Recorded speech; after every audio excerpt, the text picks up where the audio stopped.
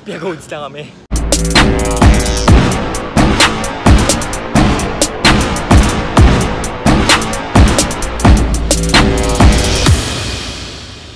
Hoy mga kabakal! So ako nga pala si Mods, ang Bakal Boy number 1. Ako nga pala si Mix, Bakal Boy number 2. Ako pala si Mac. At welcome sa first ever video ng Bakal Boys. Mga bobo! Mali! Bakal Sessions, pre! Ito yung first ever video namin ng Bakal Boys. Ang tawag dito, Bakal Sessions. Okay? So, kumakain lang kami ngayon ng breakfast namin. So, kung curious kayo sa breakfast namin, ito siya. Hindi yan siya may rice. Hindi yan siya may rice, ha? Ano siya? Oats. Oats na may banana. So, 100 grams of oats. Isang piece ng banana. Isang tablespoon ng peanut butter. At saka isang scoop ng whey protein. So, masarap siya. Pwede nyo i-try ito kapag gusto nyong kumuha ng good carb at good fiber. Mamaya may pupuntahan kaming guy. Itong guy na to is a beast. Ano siya? Fitness trainer at saka calisthenic athlete. Calisthenics? Oh, pre. Explain mo kung ano yung calisthenics. Explain mo! Anyway, ang calisthenics ay binubuo ng bodyweight training. Ginagamit ko yung buong katawan mo para makapag-ehersisyo ka at para Ang alam ko sa calisthenics, ano yan, pag magaling ka mag-calisthenics, magaling ka mag-handstand, magaling ka mag-front lever, back lever. Yun yung mga, mga advanced calisthenics technique. Pero ang calisthenics pwede din siya maging basic, yung mga normal na push-up na ginagawa natin, normal body squats, at saka mga pull-up. Basta walang weight. Oh, basta walang weight. Considered as calisthenics siya. Ayan, so ibig sabihin para lahat tayo nagpa-practice ng calisthenics. So pag the world is our gym. Calisthenics, pre.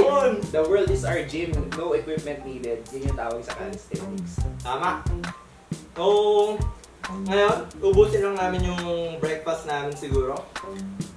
Tapos, pupunta kaming Taguig. Pupunta kami meet. Tao to. Sino ito? Pangalan niya, pre. Kalvin Wright. Kalvin Wright? Pre, foreigner yun, pre. Kalvin Wright? Lupit eh. Lupit ah. So, bukas yung ano. So, tara na. Punta na kaming Taguig. Let's go!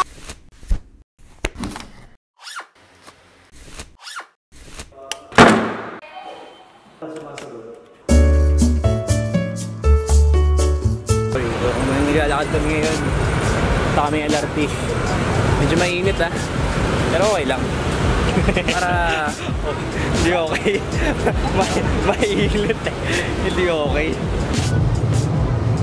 Kaya namin ginagawa yung Bakal Sessions. Kasi para i-promote namin yung fitness dito sa Pilipinas. Kasi wala masyadong passionate sa fitness eh. Kung papapayat ka, automatic sasabihin ng tito-tita mo, bawasan mo na yung kanin mo. Tapos magja-jogging kayo sa umaga. Tapos kakain na naman kayo ng adobo. Diba? Paano ka papayat yan? Dito na kami ngayon sa Ayala's Maneuvers. So, asay pa kami ng bus sa may Bakal Beach. Tapos, pupunta na kaming market. Let's go! Let's go!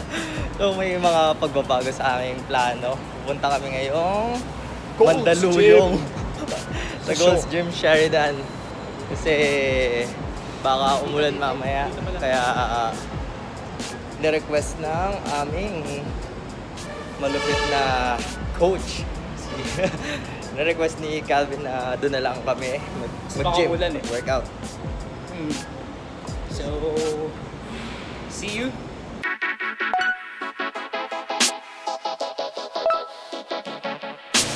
Yeah. Friend, dito na kami sa Gold's Pre. Ubus English mo dyan yan. Sobrang laki ng venue. Sobrang laki. Ito na tayo pinamalaking gold sa Philippines. May rock climbing pa nga eh. Tapos Solid. ang ganda. Para siyang yeah. Makapalaban natin ako sa English boy. Kasi, oh my God. He's spitting fire, bro. Parang He's ako din. spitting fire, bro. Para siyang ano, no? I really don't know what to say. You could do so. Akala ko ano, pagka na-meet na namin siya, biglang naging Pinoy na kami. Parang, uy, ito. Yung pala, mapapasabak pala ako dito. Macha-challenge. Pero okay lang. Kasi, you know, I'm very fluent in English. And I think that I can, be able to communicate in an efficient manner with this man, Kalvin Wright. Feeling ko mag-weighted calisthenics kami ngayon after niya i-show yung mga advanced calisthenics techniques.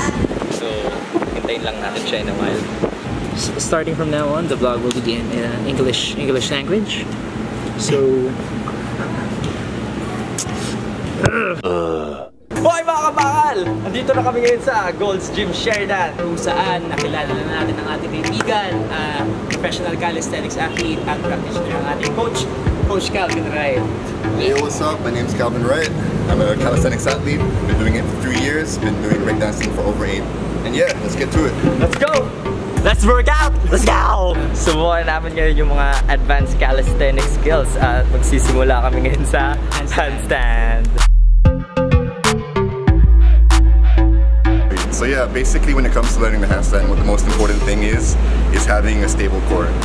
At first, it doesn't really matter too much what shape that you hold, as long as that shape is consistent. The most important thing really is how you use your fingers, if you're doing it on the floor, or how you use your wrists, especially if you're doing it on the parallels. So if I show you, for example, right, what's most important is no matter what form I choose with my body, what's most important is that it's solid and unchanging. When you're standing up, you don't adjust your balance like this. What you do is you dig your fingers into the floor, or dig your toes into the floor, and balance like this. It's the exact same principle when it comes to doing handstands. So I'll show you real quick.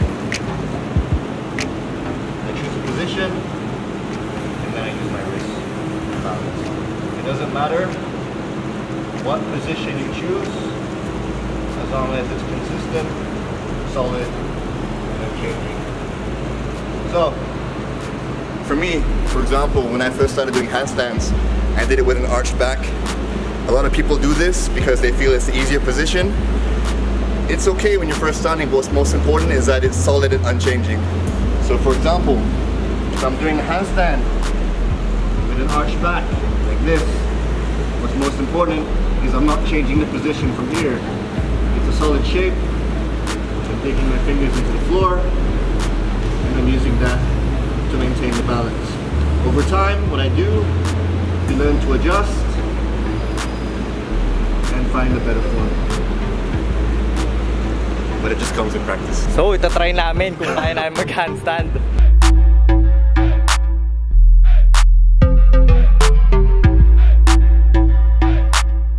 Yeah, usually when you're doing handstands, right, the most important thing is leading with your hips.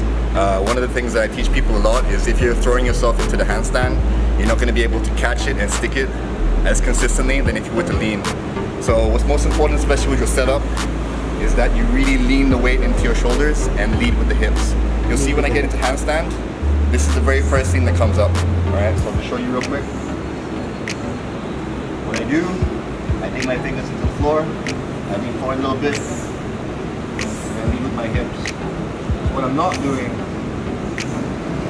I'm not leading with my legs, like this, because I throw myself over. Especially when you stand up as well. It's a very fast movement. It's very hard to catch yourself. This is where the majority of the weight is in your hips. So that should be the first thing that comes up.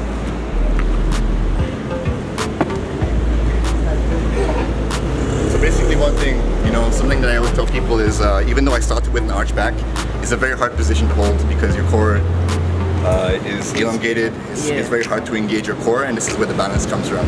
So what I try to teach people, I don't expect perfect form, but what I try to teach them is that I try to teach them that to pike, even if it's just from here, to pike a little bit, you know, so you can at least engage your lower core. So I'll just show you what we do. So basically right now what you're doing is you're going up to the wall, you're putting your feet against the wall. If you put your foot against the wall, you have to arch your back, because that way you can bring your leg there, right? So what I try to do is I try to bring people closer to the wall, as close as they can go, and the very first thing that comes in contact with the wall is the hips. So I'll show you. I'm here, as close as I can be to the wall, kick up. The hips is the first thing goes against the wall. Right, from here, if you look at my fingers, I just dig my fingers into the floor. That brings me away from the wall. So again, I dig my fingers, and I'm away from the wall. Right? Just like that. So, It's more of a like an action. yeah, so basically this is a solid shape. This isn't changing, this is just here, tight, dig your fingers, and then that's going to pull you away from the wall. And it's the exact same thing in a handstand. And then how about your back? It's like how do you... Ignore your back for the time being. For the first time you're doing it, what's most important is just having this and keeping this sort of hollow shape, but not really, because you're just engaging the lower core, so just a slight hike. It really depends how far you are away from the wall as well. So for example, if I'm here, I'll show you. If I'm here, if I'm a bit further away from the wall, my hips, what I need to do, I need to pike more, like this, and then use my fingers to bring myself away from the wall. So it really depends how far you are away from the wall is how much you need to pike. But the reason why I like piking is because you can engage. If you're here, trying to engage, it's harder, you don't really feel it. So next na gagawin namin is straddle planche. So i-demo muna ni Coach kung paano nyo gawin. So Coach, go for it!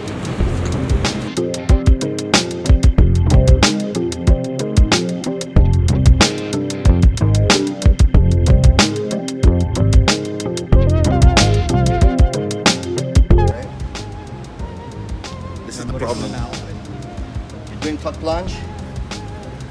People start like this, right? Yeah. One problem, there's no back engagement. You're not using your back at all. You know, in fact, you're using your core because you're bringing your legs to your chest. Right? How are you able to do that? Huh?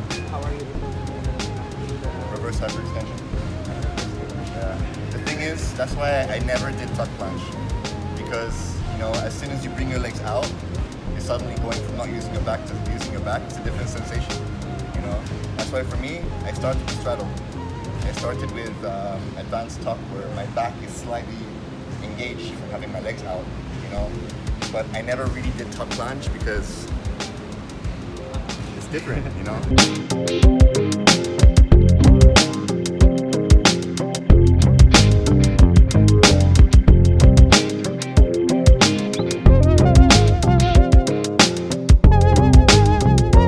What's next is back lever. Yung back lever, parehas kami wala ni Mix nun. Actually, lahat naman lahat ng advanced skills wala kami ni Mix. Pero tuturo siya ni Coach kung paano gawin. So, tara!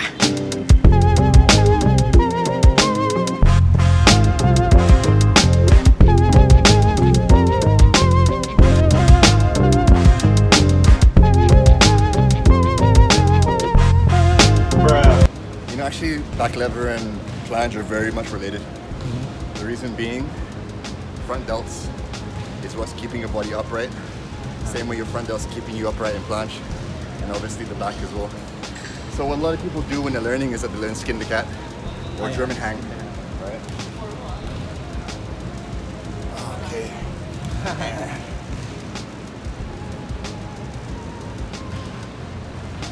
So the reason why skin the cat's important, it teaches you how to use your front delts to raise your hips up, right? Like this. And then what's most important really is just learning how to engage your back, right? A lot of people, what they tend to do, they tend to shorten the leverage, right, by doing different leg progressions, which is fine. You know, they do like one leg back lever, and it's also the same principle I was teaching earlier about how you want to increase the angle over time. A lot of people, you can't really do it on this bar, but you know, they have their back lever super high, and then they just learn to drop it down low. Oh, It's the same thing again. You can do one or the other. You can either change the leg position to change the leverage, or you can just bring yourself down slowly over time. Tatry ko yung skin the cat. So, I really don't know how to do this.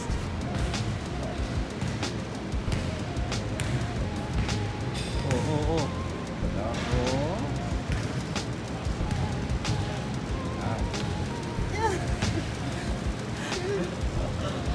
That's good, man.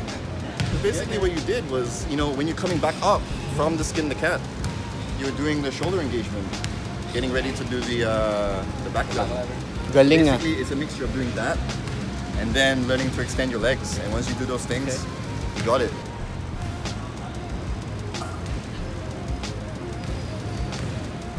And from here, slow descent. Slow. Up and back. Keep pressing that, man. So keep doing that and you got it. You know? Like the going up? Yeah, just going up. Going up will train your shoulders. And afterwards, how intense it is on the shoulders is based on your leverage. Because you're a taller guy, right? Yeah. You have longer limbs. So extending your legs straight away, like what you're doing now, is making it really hard for yourself. So when you're starting, you want to pike as much as possible. Nice. Yeah, so bring your legs in. Basically, you can even like do a tuck, right? So basically shorten the leverage, and as you get better and better, You can Yeah. just make it longer. yeah, that's your progressive overload. And that's what's going to make you strong over time. Next is one arm handstand. Pang breakdance simple pero gagawin ko yan. Try. Sige, tignan natin.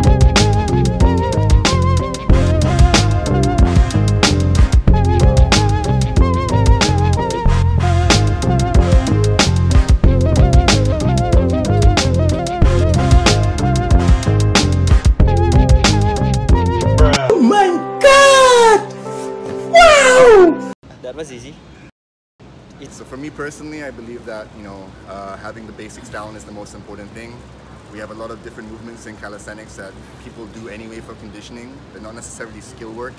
You have stuff like dips, push-ups, pull-ups, chin-ups, muscle-ups, pistol squats, squats in general, leg lifts, sit-ups, etc., right? So for me personally, it gets to a point where it's not hard enough. So I try to incorporate weighted calisthenics into what I do. So I just strap weight to myself and then I get to it. So we're gonna do weighted calisthenics. Let's go.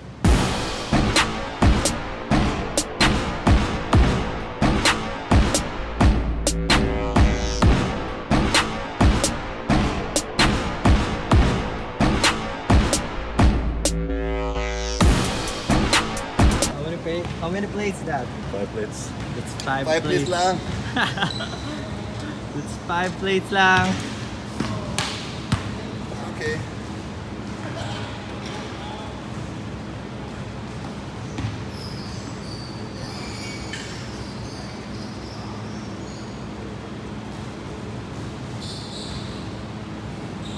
Oh damn, I'm so tired.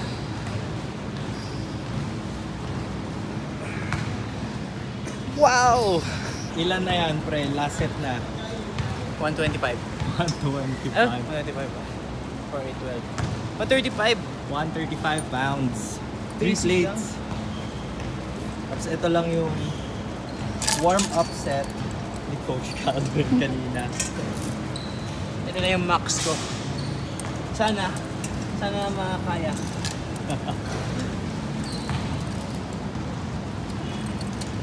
Kaya ko to. 135. Let's go. Okay. I'm getting tired just standing. Wait lang. Oh! Okay. Slow. Don't jump into it. Yeah. So just lean forward and then push yourself up.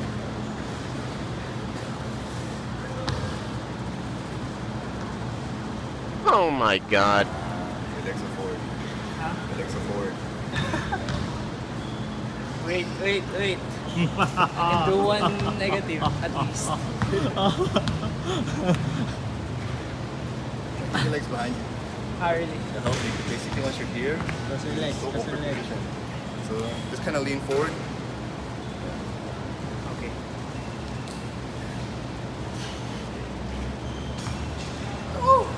Nah, man. It's all good. Tayo. It's all good, man. Okay. Ako na. Hindi niya kaya yun. Ako naman. Kaya ko yan. Tatalunin kita, pre. Bigat nga. Ano? Bigat niya, no? Wala na. Oh, lupit to.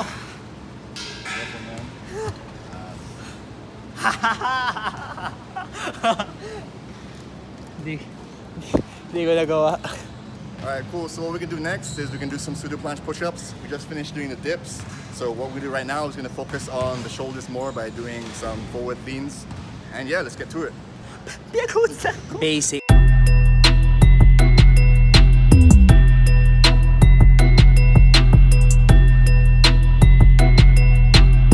So yun, tapos na ang aming workout mga kabakal at sobrang piyagod na kami ngayon. Marami kami nagawa ngayon. Tinisikan lang namin yung mga workout. Kita nyo naman, napaka-easy lang. Joke lang.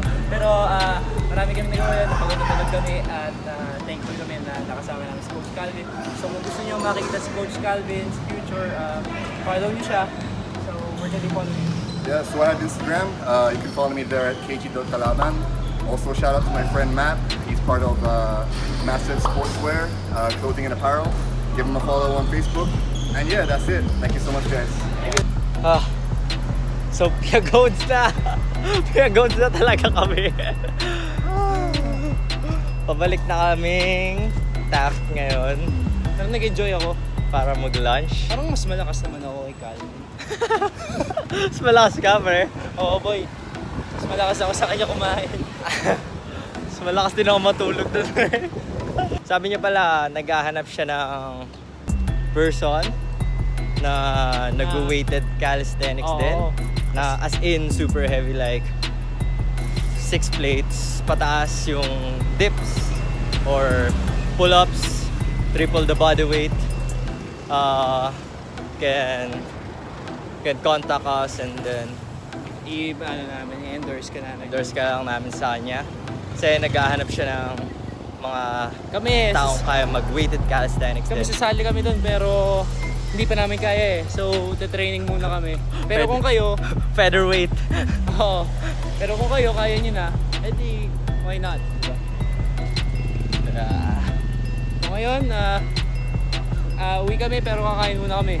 So, kailangan, kapag nag-workout ka, masarap din yung kakainin mo.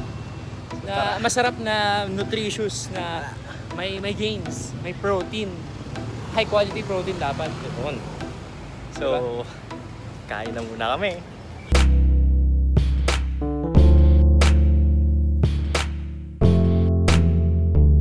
So we're finished eating shawarma. Pre, naubos na yung English mo, pre. Naubos ang English ni Calvin. Nasanay kasi ako kakausap kay Kalvin Wright. Lumalabas yung inner kanu ko. Pero tapos na kami kumain, pauwi na kami, pagod na kami.